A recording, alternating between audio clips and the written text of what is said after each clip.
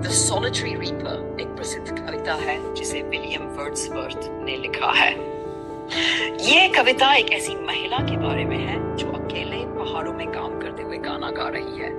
Wordsworth अपनी यात्रा के दौरान उस महिला को देखता है और उसकी मधुर आवाज और गीत की गहराई से बहुत प्रभावित होता है। इस कविता के माध्यम से वर्ड्सवर्थ हमें उस महिला की सादगी, उसकी भावना और उसकी संगीतमयता को दर्शाते हैं।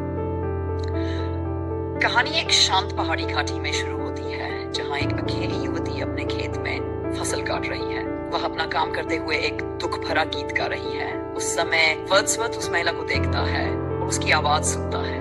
उसका गीत इतना मधुर और भावपूर्ण है कि वर्ड्सवर्थ उसकी ओर आकर्षित हो जाता है और रुककर उसे सुनने लगता है।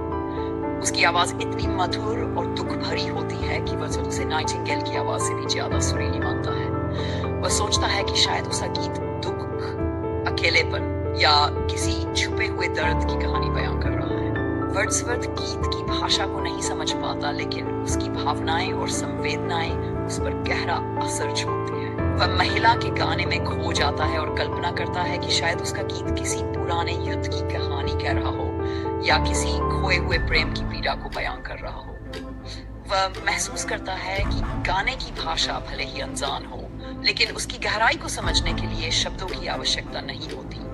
उसकी आत्मा को वह गीत छू जाता है और वह उसे हमेशा के लिए अपनी स्मृतियों में संजो लेता है।